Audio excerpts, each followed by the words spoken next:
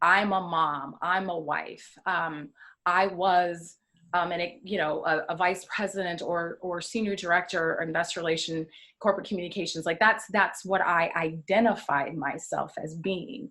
And I think what we allow society to do is to constantly throw those labels your way. And then in your mind, you're like, oh, this is what I do. I do investor relations and corporate communications. I'm a wife, I'm a mom, I'm a sister, I'm a daughter, like I'm a friend. We just have these labels that we identify with, but that's not our purpose.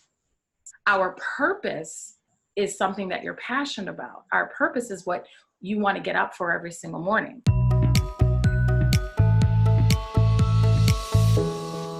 Welcome to yourbrilliance.com. I'm your host, Amy Waterman.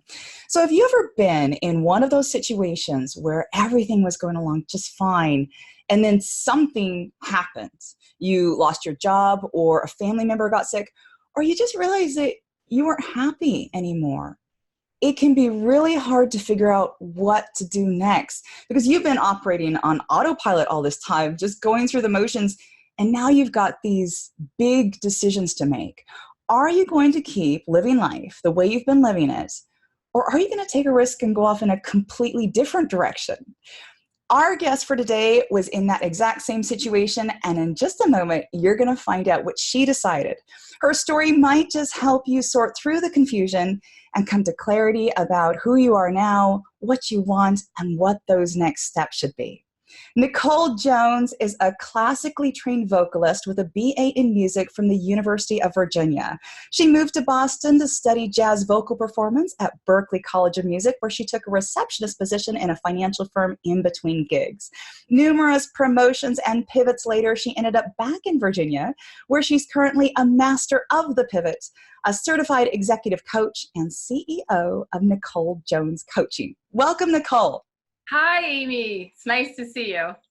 So I want to start out with your story. This is so great. You lost your job in August of 2016, and it was the best thing that ever happened to you. How's that possible, right?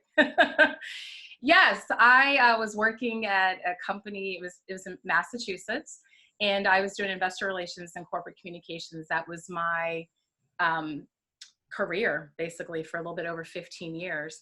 And I was working at a cancer company, and unfortunately our phase 2 trial completely bombed. And I knew at that time that they were going to have a RIF. They were going to lay off probably 50-60% of the company. And I knew that I was probably going to be one of those people. And so when I got called in by the CEO and CFO, those conversations are tough, right? You have to tell people that you're no longer going to be working here. That means you're not going to have the pay, the health benefits. You're not going to have food for your table, right? And when I came in, they were like, we really need to talk to you. And I kind of said, you know what, guys, it's okay. Like, save that for someone who is really going to be upset. I believe this is the nudge that I needed to potentially pivot and do something else. And they were like, what is that else? what do you mean you're going to be doing something else? But in that moment, I almost felt like freedom. I'd been working really, really hard. When I say hard, it was just like hours, grueling hours, more than 40 hours a week. And obviously, as we were positioning and getting ready for what we thought was going to be a successful announcement of the trial, I knew that was going to be shifting my headspace to a phase 3, to more traveling, talking to investors and that kind of thing. So really had no moment to breathe. And at that moment, I felt like it was like an aha, like, exhale. It's okay. And so it was very interesting because I don't think that I'd been laid off before. It was before I had our child. It was a week before we had our baby. And at that moment, I was kind of like, oh my gosh, this is awful. But I had something to keep me busy. I knew that I had a new little guy that I was going to be taking care of. In this case, I had nothing. In this case, it was just going on a buildup, I think, over the years of, I think I need a break. I think I need something new. So one of the nice things about that, even though it was really not nice at the time, is that it forced your hand. It forced you to make a different decision. For a lot of people, they've got the sense something needs to change. They've got the sense that there's more they could be doing, but they are on autopilot. Everything's going along normal. They think, well, maybe once I retire, maybe once the kids leave home, maybe then I can achieve my dream. How do people know when it's time to make a change? I mean, the short answer, you don't know. And what I mean by that is, I think there's this thing, everyone's like, how do you know it's the right time? How do you know it's the next step? And I don't believe you actually know the time. But what I can say is that there is a feeling that if you keep thinking about that, if it never leaves, then I believe that's something that you should be doing. Sometimes we just have a thought. Sometimes we think it may be a hobby.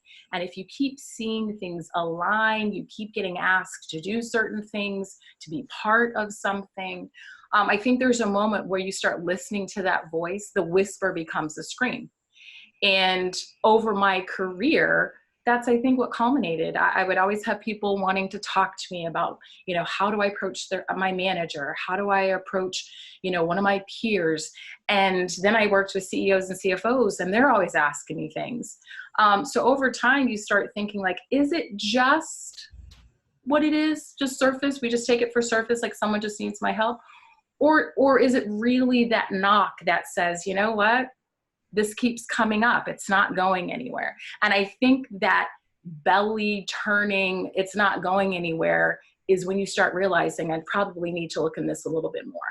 Yes, I completely agree. It's when you're stuck and there's no chance of things changing. So the problem is that one of the things about being stuck that's actually quite good is that if you keep doing what you're doing, you know exactly where you stand, right? If you stay in this career, you know exactly how things are going to play out. You have a sense of security, even though it's not your dream. Whereas if you take a risk, you have no clue what's going to happen. You might just shoot yourself in the foot. How do we know if that risk is going to pay off? I mean, do we know that the risk is going to pay off by staying in what we are in every single day? I mean, we do know that if I stay in this job, I can probably get another job, right? But I also was in that job, and did I think I was going to get laid off? Probably not. I think there are risks that we don't think about that are right close to us. And that's one of them. We do go and get comfortable in our day-to-day. But what was interesting about this is, I believe when you believe it's the right decision, the risk dissipates. And what I mean by that is, you could ask anyone that knows me, I am not a risk-taking person. I play by the books. I play by the rules, the policies. That's who I am. And I think in some regards, those policies, those rules, regulations, or whatever, keep us inside the box, keep us inside those four corners, where we sometimes don't want to open up the box or open up the door and be like, hey, I just want to test and see what else is out there. I just want to look, right? And oftentimes we're just, like you said, we're just kind of like doing our routine thing every single day, get up, go to work, drop the kids off, whatever your routine is, that you don't have that space sometimes to take a step back and say, is this really what I want to be doing? And so when I made that decision, I personally didn't think it was a risk, because I felt like something needed to change. But also at that time, I felt like everything finally aligned for me and was like, you know what, this has always been your purpose. Now you just need to step into it. How do we do that?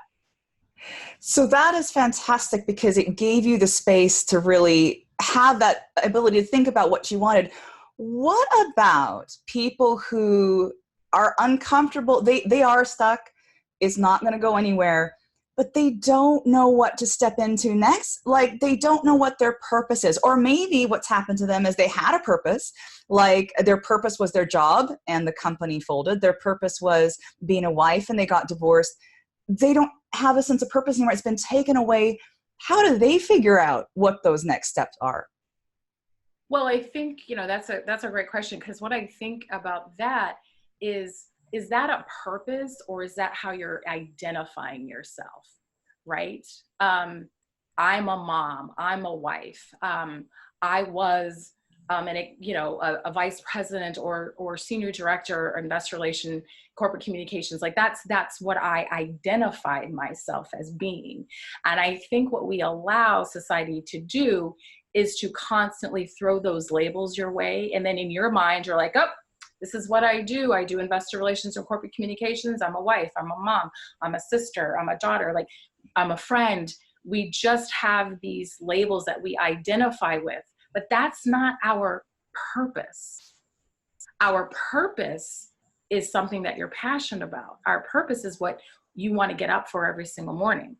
And for me, the way that I believe people need to kind of get back into what is my purpose is think about what you liked when you were a kid. You know, when you were a kid, I remember sitting around and talking to friends in circles like, what do you want to do when you grow up? I don't know. I want to be a doctor. I don't know. I want to be a mom. I want to be a nurse. Like people always had something they wanted to say about what they wanted to do when they grow up. And what is odd, but not odd now that I look back, is that I wanted to be a pediatrician. The outsource of that is helping children. I wanted to help someone. Okay. And when I look back on my career and things that I've done, it's always been in spaces where I help someone. And so transitioning from that to where I am today, when I decided to take that leap, I'm like, I'm still helping people, but these are the types of people that I really want to help now. Now I know my purpose. This is what I need to be doing. So I have a question about purpose. Does your purpose have to be your job, or can it be your hobby, or something you do on the side? Do you have to make your purpose into your career? You don't have to. But what I do believe is that sometimes when that job starts not getting as exciting as you want it to be every day, then your purpose is probably still that hobby that's sitting beside you. Your purpose typically keeps you in the game. It makes you excited. There's fire burning in that belly. But when something starts not feeling quite right, do you need to shift your purpose? Do you need to dig deeper to make sure that is your purpose? But I do believe that you can have the hobby, and that can be a good outlet for those moments when you feel you really need to be close to that. But I don't know how much that passion will come out when you're doing something that may not truly align. And look, I understand sometimes we have to do things because we have to do things. We have to pay bills. We need to pay student loans or what have you. I hear you. But I do believe most people that I deal with or talk to, when they are really living their purpose, they're so much more happy. So I have another question about that, because it sounds great to believe that we can have a career that aligns with our purpose and to wake up every morning really excited about our jobs. But there are a lot of people in our lives depending on us, and what they want is they want us to stay the same. They are comfortable with who we are. They can rely on us. They know our schedules. If we say, you know what, I think I want to change what I'm doing for a living, there can be a lot of pressure to get back where you were. How can we get the support we need from the people in our lives to make these big changes? Well, that's interesting, because I believe a lot of people struggle. The first group of people is your family. I believe that's the biggest struggle, because they know you the best, right? Your parents raised you. You may have siblings. They believe they know you best, right? And so that can be a tough battle. And sometimes if you have that family backbone that's not as strong for you that you maybe thought would be, then you really need to look outside of that support group and shift it to others that will support you. They may be friends, or maybe they could be a group of people who are doing what you're doing or want to do, or they're just people that are taking their journey and they're having success the way that they believe success needs to be in their lives, and you're gleaning and liking some of the things that they're doing. I think it's very important to surround yourself around others that are going to challenge you but also cheer you on in the same time. Mentor, coach along the way, so that you don't constantly get the berating of like, you shouldn't be doing this. This is a risk. You're not going to get paid. Why are you doing this? Why are you doing? That's tiresome. And that also will put in your head other people's thoughts. I call it OPTs. I got it from one of my friends in the industry. That you then start just believing other people's thoughts about yourself. I'm not going to be good enough. I'm not going to make money. And then all those fears start coming and all those limiting beliefs. And now you're still where you are a year or two out. Instead of saying, you know what? I appreciate what you have to say, but I need to do what's right for me. And by all means, I'm not saying that's easy. You got to do some hard work to get to your purpose, to really want to move forward, to be who you feel you want to be. It's hard work. So part of that work can be done a lot easier if you've got a support team behind you, and also if you've got a coach. You do executive coaching. You help people go through this process of clarifying their purpose and living their purpose. Talk to us a little bit about how coaching can help. So, I think some people have a myth about coaching. It's funny because when someone says, oh, what do you do? And if I don't say I'm an executive coach, if you just say coach, a lot of people will say, oh, what sport do you coach? And I'll go, no, I'm not talking about sports. But a coach is really there to hold your agenda. We're not a therapist. We're not a mentor.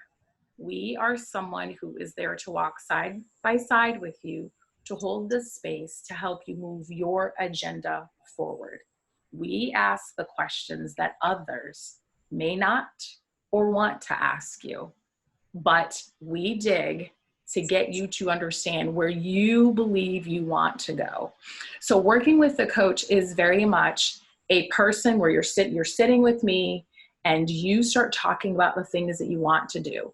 And through clarifying questions with these people, you start realizing that may be where they want to go. Or when you clarify and give it back to them in their words, they may decide, I can't believe I've been thinking this all this time. That's not what I want to do. And it's very interesting because you'll have highly successful people that really know what they want to do going forward, and they're moving down this path, and this is what I'm going to do. And sometimes one question at the start of the engagement all of a sudden derails what they've been thinking. It's because a lot of people don't say things, haven't written something out, haven't actually talked about it, but we're really good at keeping it in our head and saying that I want to do this, I want to do this, I think I want to do this, this is probably the route that I want to take. But we haven't communicated it. Why? Because we don't want to hear what everybody else has to say. They could judge them, right? And so coming to a coach, it's like it's judge free. You can tell me anything, you can say anything, and I'm going to be like, okay, if that's what you feel you want to do, that's great. Let's get started. We set up a plan. We start thinking about ways to move you forward. But in those moments, what I always try to tell people is that there could be some areas where we start seeing you've been fighting against yourself. And those are the areas of the inner voice, the areas of the limiting beliefs, the assumptions and the interpretations that really keep people where they've been. And in order to really kind of open the floodgates, you have to kind of delve a little bit deeper to make sure you understand what's going on with some of those. So for those of you watching, if you would like to try personal coaching for yourself, work with Nicole, talk to Nicole, we have a link for you. Just go to yourbrilliance.org/Nicole. That's yourbrilliance.org/NICOLE. Thank you, Nicole, for coming on to the show. And I wondered if you had any last message you'd like to leave our viewers with. Sure. The one thing that I would like to say is, you know what, you always hear people say, follow your heart. And what does that really, really mean? There's a period of time where I do believe your heart and your head need to align so that you can decide to move yourself forward. And just listen to your voice. At the end of the day, words matter and people matter. So know that you matter and move forward in excellence. Thank you. Thank you so much. And thank you out there for watching. We hope to see you again soon. Until then, let your brilliance shine.